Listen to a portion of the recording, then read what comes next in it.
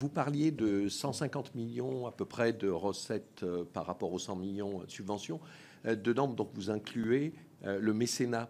Et je voulais savoir quelle est la part du mécénat et comment vous pensez qu'il peut évoluer.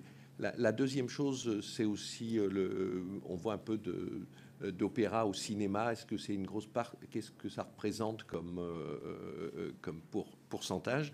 Et enfin, la question que je me pose, combien avez-vous de spectacles qui jouent à guichet fermé du premier jusqu'au dernier? Parce qu'on s'aperçoit que c'est souvent très difficile d'avoir des places.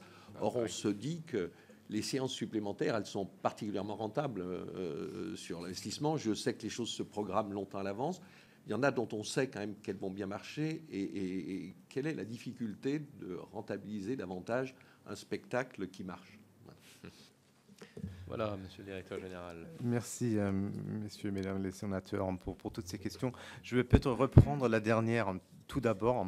Par rapport au remplissage, nous sommes aujourd'hui à un taux de remplissage de 92-93% par saison, ce qui est un taux satisfaisant. Surtout dans une programmation qui a aussi une mission de diversité. Ça veut dire on ne programme pas seulement des spectacles qui vont remplir de façon sûre, parce qu'on a aussi l'obligation de présenter au public un répertoire large et varié.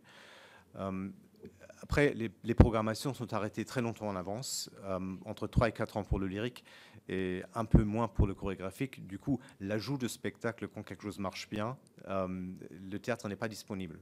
Aujourd'hui, les deux théâtres de Bastille et Garnier sont quasiment utilisés tous les jours pour de répétition ou des spectacles, sauf une petite période de quelques semaines à l'intersaison que nous utilisons pour la maintenance.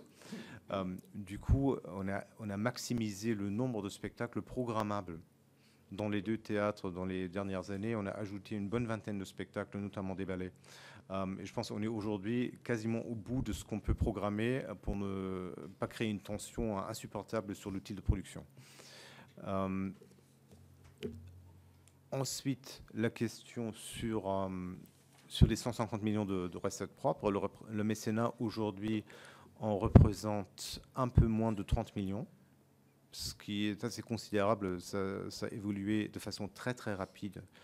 Depuis mon arrivée à la direction de l'Opéra, nous étions à moins de 20 millions en 19.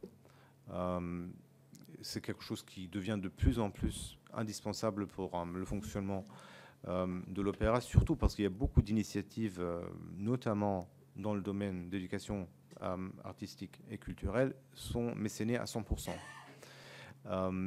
Du coup, le mécénat, très souvent, nous aide aujourd'hui à mieux remplir notre mission de service public. L'Opéra en Guyane, par exemple, est mécéné à 100%. Il y a plein d'autres programmes, l'Orchestre lyrique de jeunes mécéné à 100%, et d'autres initiatives, le Junior Ballet mécéné à 100%. Ce qui crée aussi une certaine fragilité par rapport à la pérennisation de ces activités. En même temps, ça crée aussi un lien avec la société.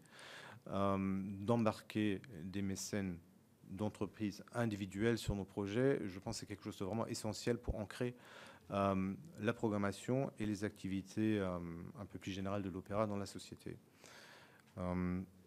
Il y a aussi un projet que nous avons lancé récemment justement pour la pérennisation de ces activités. C'est un fonds de dotation inconsomptible.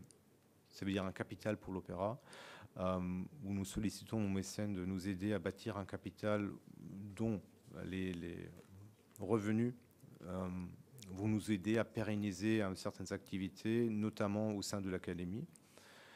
Après, il y a évidemment les mécènes qui s'intéressent aux nouvelles productions, etc. C'est vraiment devenu assez indispensable pour notre bon fonctionnement aujourd'hui. Un autre volet qui est vraiment crucial aujourd'hui, c'est les recettes des visites du Pélagarnier. On est à 1,2 million de visiteurs et une recette de 12-13 millions d'euros. Vous voyez, ce sont des chiffres considérables et en fait, ça montre un peu la stratégie de diversification de nos recettes qui, je pense, va devenir de plus en plus cruciale pour maintenir l'équilibre économique de l'opéra dans les années à venir.